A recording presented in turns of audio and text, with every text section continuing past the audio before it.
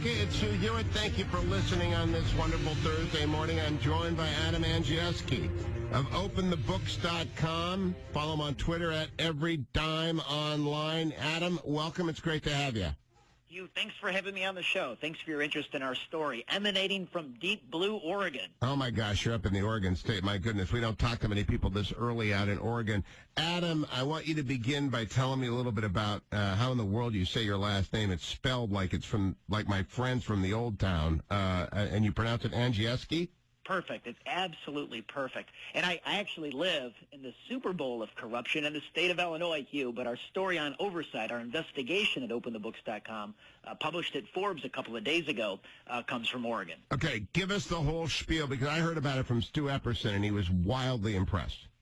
So we found on an investigation of mashing up a couple state databases, the state campaign database with the state contractor database, we found that over 200 state contractors funded the political careers of Oregon Governor Kate Brown and Attorney General Ellen Rosenblum to the tune of $806,000 in campaign cash, while those same businesses reaped, over the course of a couple of years, $2.6 billion in state contracts. Okay, that's pay to play. That is just the most obvious sort of pay to play. You give a lot of campaign contributions, what comes back are a lot bigger contracts. Is that unique to Oregon, or is that everywhere?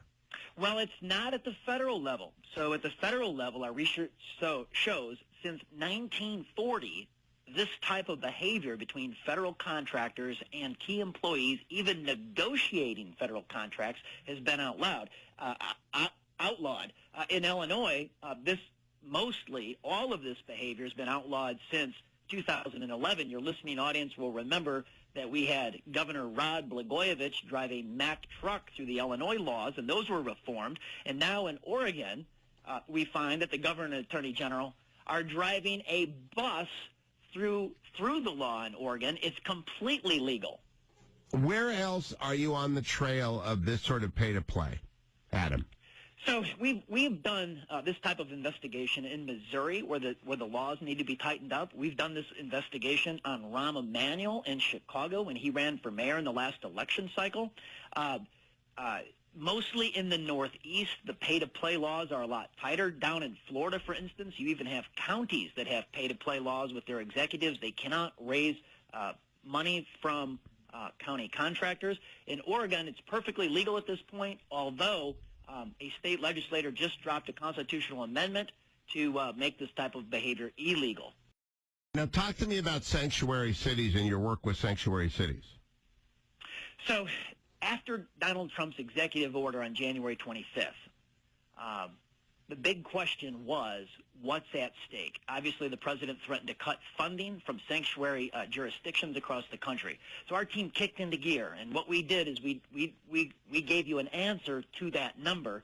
In the 106 American cities claiming sanctuary status, we found that federal payments in the last fiscal year 2016, amounted to $27 billion. Wow. Where do we find these numbers, by the way? I'm looking at OpenTheBooks.com right now. Every dime online in real time. Join the transparency revolution. Where do people find the numbers on sanctuary cities? So if you go to the report section, middle right-hand side column, you'll see our oversight report on sanctuary cities. There it is, right there at the top. I just found it. It says Federal Funding of America's Sanctuary Cities, February 2017. Open the Books Oversight Report. So how many of these do we have?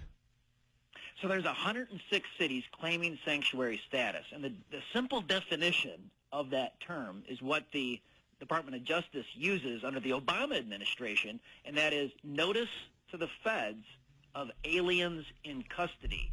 And right now there's at least 106 American cities that tell their police departments not to report, simply report. It's a reporting requirement to the federal authorities that they have, and quote, the law says alien in custody, an illegal entrant in America. So 106 cities refuse to tell ICE that they've got someone in the country illegally under arrest or under watch, and those cities receive how much federal money? So across the entire continuum, there's 106 cities that receive nearly $27 billion in the last fiscal year. Now, what we had to do, it was brutal. We spent the entire month of January as a team to quantify this number.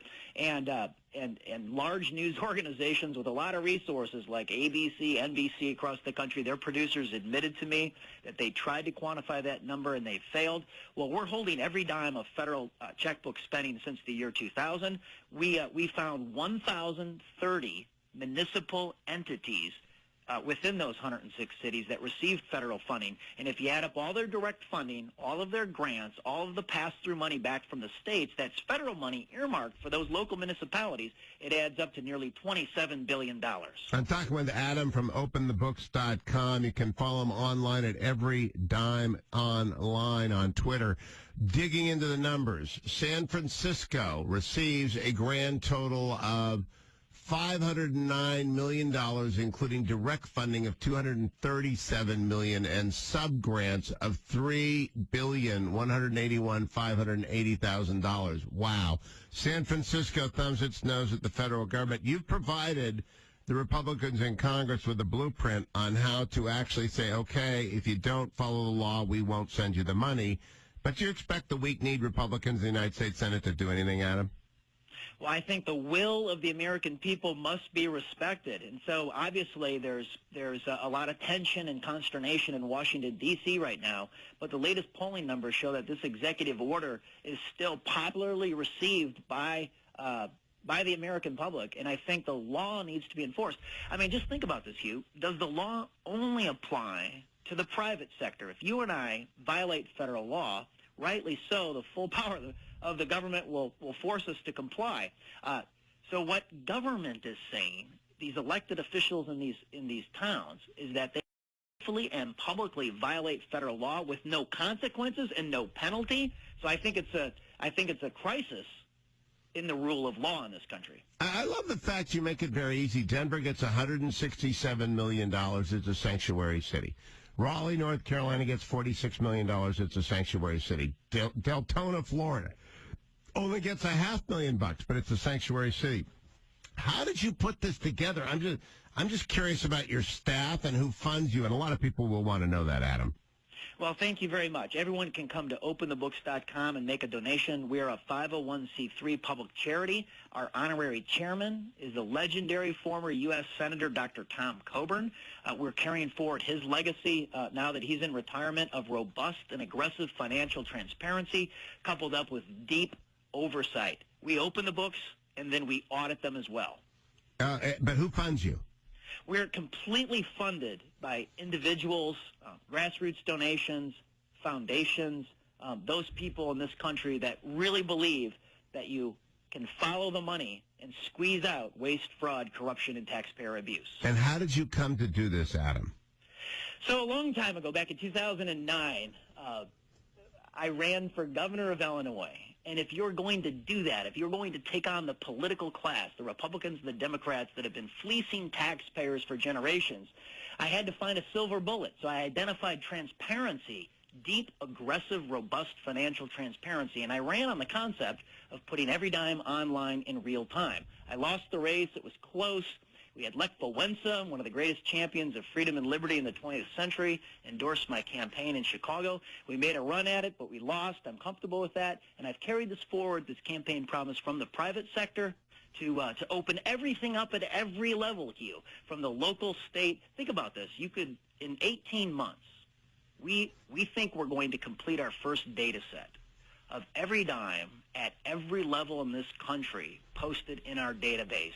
And you'll be able to track all of it through your municipality, your state Will we be able to, Adam, this drives me crazy in California, public employee pensions. And so if Adam Andrzejewski can come and open the books and let people know how much money is going out to whom on public pensions, are you going to post that? We did the pieces. We did them in November. So we took every single six-figure pension at CalPERS, the California pension system, and we posted it on an interactive map at Forbes. So if you just Google Forbes, California pensions, you'll get that piece. We also took and quantified the number of six-figure public salaries at every level, even the federal level, based in California. It's 250,000 public employees that make over 100. L.A. in the L.A. harbor making close to $500,000 a year. I have a feeling that OpenTheBooks.com is going to become one of the most cited sources. Reliability, transparency, you've got to be right. I'm sure the left hates you, Adam, but keep on keeping on. That is terrific, great work. Glad to make your acquaintance. Come back early and often. OpenTheBooks.com. Follow Adam online at Twitter, Every Dime Online, at Every Dime Online. I'm coming right back with Jim.